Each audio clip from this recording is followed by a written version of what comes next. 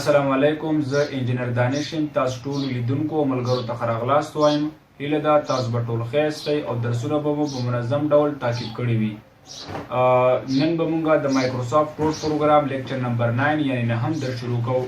تر کوم کې چې مونږ لاست نمبر لیکچر نمبر 8 پورې خبره کړې وه. کوشش وکړئ تیرې ویډیوګانې تیر درسونه په منظم او په سي ډول تعقیب کړئ او د هرې ویډیو د کتلو نه وروسته په خپل کمپیوټر کې پریکټس وکړئ. ځکه د پروګرام د زده کولو لپاره د کمپیوټر د زده کړې لپاره تر ټولو بهترین او ښه طریقه پریکټس کول دي. نو نن به راځو لیکچر نمبر 9 کې به مونږ د هوم ټیب هغه لاست کمانډز ډسکس کوو. کوم باندې به چې ته خیره مونږ د هوم ریبن یا د هوم ټیب پای ته رسوو. په فایند، ریپلیس او سلیکټ آبجیکټ په کمانډز باندې به تفصیلي خبره ترسره کوو او بیا به د دې وروسته په لیکچر نمبر 10 یعنی 10م درس کې به انشاءالله انسرټ ټیب د سټارټ نه شروع کوو. د ویډیو د کتلو نه مخکې مو چینل سبسکرایب کړئ، د بیل آیکن کې کاږئ ترڅو د نوي ویډیوګانو نه په وخت باندې خبر شئ. په فیسبوک باندې ستاسو اسانتیا لپاره هره ویډیو مونږ اپلوډ کوو، یعنی تاسو د دانش د آی ټي د چینل هره ویډیو مونږ د خپل فیسبوک آی ډي د لارې نه هم کتلی شئ. دا هغه کسانو لپاره وي کوم چې د انټرنیټ ضعیفوالي د وجې نه او یا د ډېر انټرنیټ د کموالي د وجې نه یوټیوب چینل ته لاسرسی نه لري. هغوی کولی شي زموږ ویډیوګانې په آی ډي باندې یعنی زموږ په خپله آی ډي باندې تعقیب کا ویې ګوري او د ویډیو نه فایده واخلي. راځئ موږ سره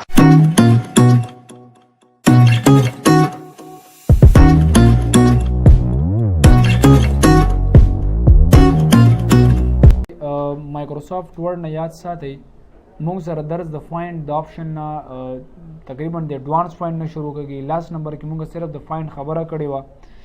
مونږ ویلو چې یو مونږ سره فایند په هغه دپاره استعمالېږي کله چې مونږ په یو ډاکومنټ کې یو نوم پیدا کول غواړو، هغه دپاره مونږ فایند کمانډ استعمالو. او بیا یاد ساتئ فایند په دوه ډوله باندې، یو ته ایډوانس فایند ویل کېده او بل ته سمپل فایند ویل کېده. نو که چېرته مونږ یو ایډوانس فایند باندې کار اجرا کوو نو یاد ساتئ د هغه کار اجرا کولو دپاره بیا مونږ ایډوانس فایند ته راځو چې په هغې کې مونږ د فایند د شرط د نګاه نه اپلای کوو او په فایند باندې بیا مونږ فایندینګ کړی شو خو په ساده ډول باندې، مطلب په هغې کې بیا کوم شرط مونږ نشو لګولی. نو زه دې دپاره چې فایند کمانډ باندې کار وکړم نو زه هغه دپاره وګورئ واپس د فایند نه ایډوانس فایند ته راځم. ریلی سمپل میتھډ په ایډوانس فایند کې یاد ساتئ اولنی خو مونږ ته سمپل فایند راکوي، وایي فایند ورډ څه شی پیدا کوي. زور دم چې ما ته پیدا کړه ویډیو او دا به راشم وګورئ نه هایلایټ یې کړه نو چېرته چې ویډیو راغلی اټومیټیکلی هغه مونږ ته څه کوي هایلایټ کوي. که واپس وګورئ مونږ چېرته دا ویډیو فار ایگزامپل واپس دې ځنه کومه ویډیو چې مونږ پیدا کړې ده هغه واپس مونږ هایلایټ کول نه غواړو نو واپس د هایلایټ نه کلیر هایلایټ واپس یې هایلایټینګ څنګه شو کلیر شو. هایلایټ مطلب صرف انتخابول دي، دا نوم پیدا کول دي چې سره کم به پیدا کوي. که بیا مونږ چېرته په دې ایډوانس فایند باندې یاد ساتئ کار اجرا کوو نو هغه دپاره مور ته راځم دې ځه نو په دې کې وګورئ مونږ سره په دې مور کې څه آپشن راغله. د ټوټل آپشنو باندې مونږ کار نشو کولی ځکه تیر کلاس کې ما د فایند په باره کې د ټوټل کمانډو باندې کار اجرا کړی. که چا بیا ایډوانس ویډیو کتل غوښته او هغه ټول ایډوانس فایند زده کوي د هغه کلاس ویډیو ریکارډینګ به درکړم او هغه ټوټل تاسو وګورئ په دا ټول کمانډ کې تشریح شوي دي. نور خاص دې تشریح کول دومره ضرورت ځکه نشته چې دومره امپورټنټ کمانډز نه دي. زه راځم په دې کې وګورئ مونږ سره اولنی آپشن چې دی هغه یاد ساتئ سرچ دی. په سرچ کې مونږ ته کله چې مونږ دې ته ویل کېږي سرچ ایریا. سرچ ایریا هغه ځای ته ویل کېږي کوم ځای کې چې مونږ نوم ورکوو هغې مونږ ته څه کوي سرچ کوي یا پیدا کوي. بیا لاندې راځم وګورئ په دې سرچ کې وګورئ مونږ سره د دې سرچ نه بره یو آپ دی، یو ډاون دی، بل آل دی. آل مطلب دا دی که چېرته مونږ یو نوم فار ایگزامپل ویډیو مو ورکړله خو دا ویډیو نوم چې دی مونږ سره چې هر ځای کې پیدا کوي ته راته نو هغه دپاره آل کمانډ استعمالو. که چېرته دا نوم غواړي چې صرف ویډیو نوم د بره پیدا شي خو لاندې د نه پیدا کېږي پیج کې بره د پیدا شي آپ په استعمالوي. او که غواړي په پیج کې د ښکته پیدا کېږي خو بیا لاندې بره د نه پیدا کېږي ډاون. او که غواړي چې هر ځای کې دا ویډیو شامل وي هغه د پیدا شي نو بیا آل کمانډ یوز اټ. بل وګورئ په دې کې دغه یو دوه آپشن درته وښیم. میچ کیس دی. میچ کیس پکې ریل امپورټنټ آپشن دی. میچ کیس دې دپاره استعمالېږي هر کله چې مونږ مایکروسافټ ورډ په دې ډاکومنټ کې لکه دا ویډیو مو ورکړې ده چې ما ته ویډیو پیدا کړه نو ګورئ زه که هایلایټ کوم نو ما ته ویډیو په پیدا کولو کې کومه مسله نه پیدا کېږي اټومیټیکلی ما ته پیدا کوي. که دا واپس کلیر کوم دې ځه نه او زه غواړم چې دا د ویډیو نه ما ته مه پیدا کوه ما ته کلیک پیدا کړه، نو واپس یې ګوره هایلایټ کړه، ما ته څه پیدا کړله؟ کلیک. که زه ګوره فار ایگزامپل دلته راشم او مایکروسافټ ورډ کې دا کلیک واپس کلیر کړم، زه راځم ورته چې ما ته پیدا کړه کلیک، خو په CLIC کې باندې کلیک، هماغه کلیک نوم مو ولیکل خو په څه رقم تورو باندې؟ غټو کیپیټل ورډز باندې مو ولیکل. دلته وګوره دا کلیک موږ سره په څه باندې راغلی؟ دا په وړو باندې راغلی. نو چې کله اوس موږ مایکروسافټ ورډ کې یاد ساتئ دې ځای نه ګورئ په دې هایلایټ باندې کلیک کوو نو موږ ته هېڅ مسله نه پیدا کوي. هماغسې لکه څنګه چې موږ ته په پریویس کلیک باندې نوم پیدا کول، هماغسې دا نوم موږ ته واپس څه شو؟ پیدا شو. زه دا ډومبی ګوره کلیر کوم دې ځای نه، زه ورته وایم چې فار ایگزامپل دا کلیک چې ما تا ته درکړی دی دا به ما ته پیدا کوي، خو چې څه رقم مه دلته په غټو لیکلی باید په ډاکومنټ کم په غټو باندې، کال ته په وړي دلته په غټو ورکوم ما ته به دا کلیک بیا نه پیدا کوي. نو هغه دپاره وګورئ مونږ میچ کیس ته راځو. میچ کیس ته مه چیک ولګول، اگر زه دا اوس هایلایټ کوم نو ما ته میسج راکړ وی ورډ فاوند نو آیټم میچینګ دیس کرایټیریا. کرایټیریا مین سرچ ایریا. وی تاسو دا په دغه سرچ ایریا کې ایک یو لغات هم پیدا نشو، ولې چې مونږ سره دلته کلیک په غټو باندې دی او دلته کلیک مونږ سره وړو باندې دی. که واپس وګورئ مونږ د دې نه چیک لرې کوو او واپس وګوره اوس واپس بیا هایلایټ کوو بیا موږ ته مسله نشته. که بیا کلیر کوو او بیا وګوره دلته میچ کیس او بیا هایلایټ کوو بیرته موږ ته مشکل پیدا کوي. خو که چېرته زه دلته ورته ولیکم CLIC کې کلیک وړو باندې مو ورکړ، اوس یې هایلایټ کوم په پیدا کولو کې کوم مشکل ماته نشته، ځکه چې موږ سره اټومیټیکلی کلیک دلته په وړو باندې و دلته هم په وړو دی. که دلته د په غټو کلیک او دلته هم په غټو ورکوي نو دا میچ کیس بیا ان کوه چې دواړه سره کمپیټیبل برابر نه وي، تا ته په ډاکومنټ کې هغه نوم نه سرچ کوي، تا ته هغه نوم چې دی نه پیدا کوي. دې دپاره بیا موږ څه استعمالوو؟ میچ کیس استعمالوو. بل وګورئ فایند هول ورډ اونلی، ټول لغات پیدا کوه خو نیم لغات په نه پیدا کوي. فار ایگزامپل وات ډو یو مین بای دس ون؟ لکه ګوره فار ایگزامپل زه مایکروسافټ ورډ کې ودرېدم،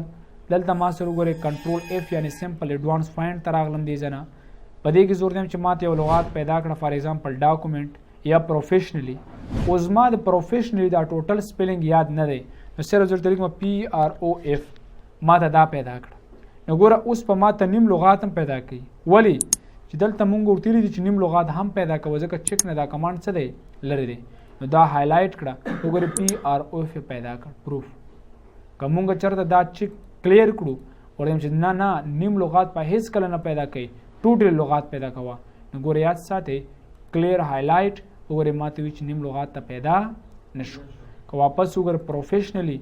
مونږ ول ورکړو په سی ډول باندې، لکه مثال دا یو دا که مونږ دلته راش اوس په سی ډول یو ورکړو پروفیشنلی، نو ګوره اوس په ما ته په دې کې کوم مشکل نه وي او لغات په وګورئ زه چې هایلایټ کوم نو ما ته په منظم ډول ځکه پیدا کوي چې مونږ سره لغات ټول دی. که دا واپس زه کلیر کوم او بیا نیم لغات ورته وکوم PROF ګوره هغه هایلایټ کړ دې ځای نه، نو ګوره هغه اوس واپس بیا هم پیدا کوي. خو چېرته زه وګوره دا ختم کړم او دا کلیر کړم او دلته راشم وګورئ مایکروسافټ ورډ کې او د فایند هول ورډ ته ما چیک ولګول او هغه لغات مې دلته ولیکل پروفیشنلی او دا هایلایټ کوم اوس په پیدا کوي. خو که چېرته زه بیا دا کلیر کړم او نیم لغات ورته ولیکم لکه PROF او بیا هایلایټ کوم نو ما ته به هغه نه پیدا کوي. دلته بیرته دا موږ سره آف دی، چې کله آف بیا به پیدا کوي که نه، چې چیک ته ولګول بیا به نیم لغات تا ته نه پیدا کوي. دې دپاره یاد ساتئ موږ دغه دوه ډېر مهم اپشن لرو that we discuss about these things. راځم وګورئ فایند لاندې موږ سره بل نامه کمانډ دی ګوټو. ګوټو څه ته ویل کېږي؟ تللو ته. کله چې غواړئ مایکروسافټ ورډ کې د یو لاین نه بل ته لاړ شئ، د یو پیج نه بل پیج ته لاړ شئ، د یو هیډینګ نه بل هیډینګ ته لاړ شئ، هغه دپاره موږ ګوټو کمانډ استعمالوو.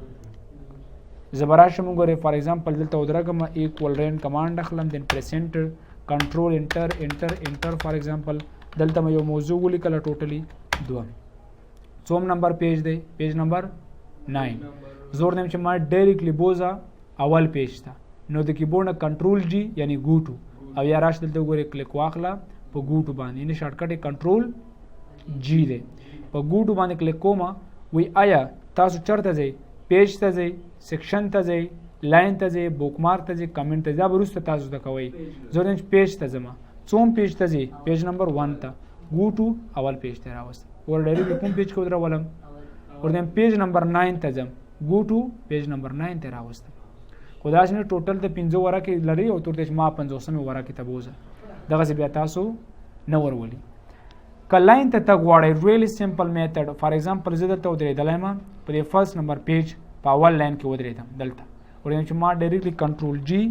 او لاین ته مبوزه او څوم لاین ته مبوزه لسم نمبر ګو ټو ور ډایرکټ کوم لاین ته راوستم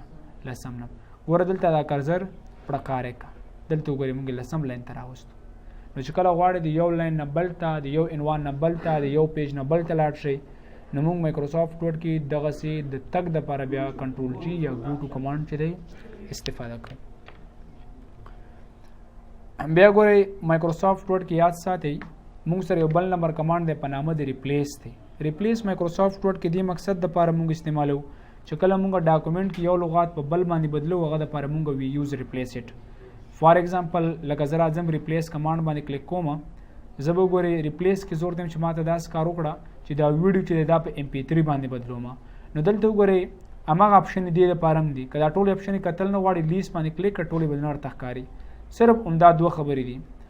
فار ایگزامپل مونږ ته په فایند کې آنلی یو بلینک راکول یا یو ایریا راکوله خو په ریپلیس کې مونږ ته څو راکوي دوه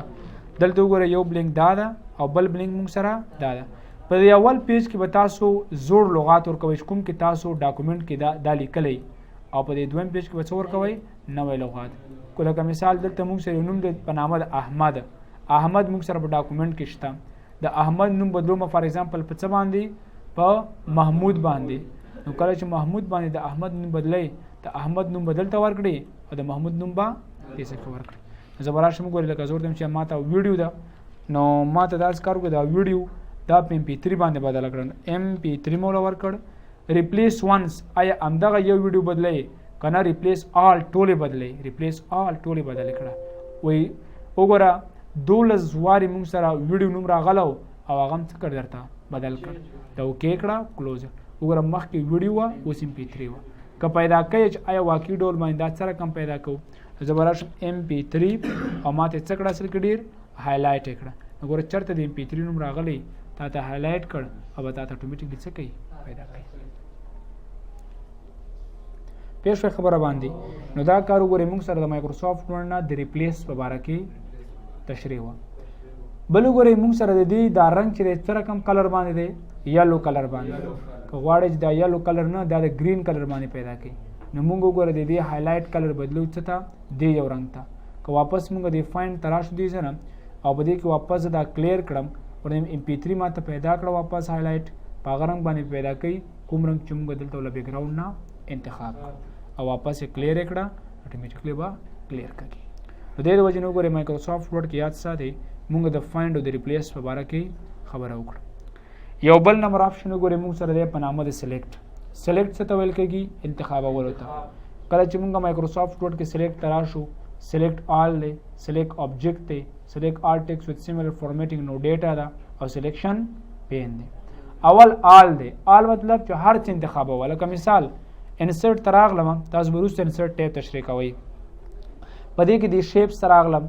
او ګورئ دلته مثال زه یو شیپس اخلم لکه سټار مې واخیسته کنټرول مې ونیو د دې نه مې یو کاپي مې ویسته ګوره ما سره هم ټیکس دی او هم شیپس دی